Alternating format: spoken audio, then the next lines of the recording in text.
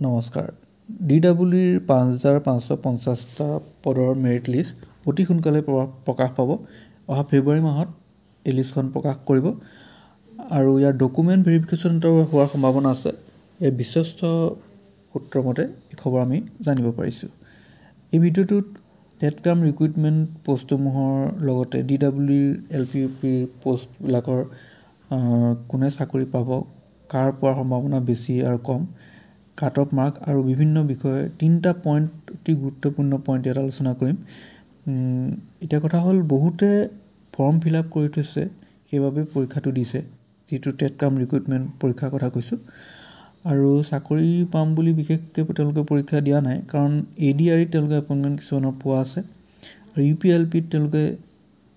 চাকৰি কৰি আছে এতিয়া পুনৰ তেওঁলোকে নতুনকৈ কম স্কেলত দৰমহা লৈ চাকৰি কৰিব হয়তো নিবিচাৰিব আৰু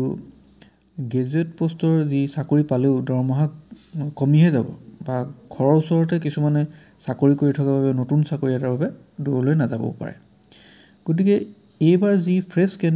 ফ্ৰেছ কেণ্ডিডেটসকলেহে বা আগতে একো কৰি নথকা যিবিলাক আনএমপ্লয়ড কেণ্ডিডেট আছে তেওঁলোকে চাকৰি পাব বুলি বেছিকৈ আশা কৰিব পাৰি বহুতে BEd কৰি থকাৰ বাবে কিছুমানে অভিজ্ঞতাৰ বাবে পৰীক্ষা দি থৈছে এতিয়া টেটক্ৰাম ৰিক্ৰুইটমেণ্টৰ ক্ষেত্ৰত ক'ব পাৰি যে নতুন কেণ্ডিডেটে এইবাৰ চাকৰি পোৱাৰ লগে লগে আপাৰ প্ৰাইমেৰী যি পোষ্ট তাৰ পৰা তেওঁলোক আঁতৰি যাব কাৰণ আপাৰ প্ৰাইমেৰী যেতিয়া এডভাৰটাইজমেণ্টৰ যি মেৰিট লিষ্ট প্ৰকাশ পাব তাত তেওঁলোকৰ নাম তেওঁলোকে আঁতৰি যাব লাগিব কাৰণ তেওঁলোকে টেটক্ৰাম ৰিক্ৰুইটমেণ্টক যিহেতু চাকৰি পাই গ'লে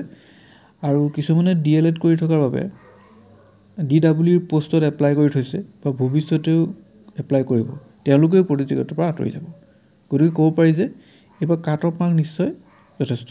কমি যাব কি নহওক এই ভিডিঅ'টোত মূলতঃ এইটো কথাই ক'ব পৰা গৈছে যে DWৰ যি 5550টা পদৰ মেৰিট লিষ্ট এই ফেব্ৰুৱাৰী মাহতে প্ৰকাশ পাব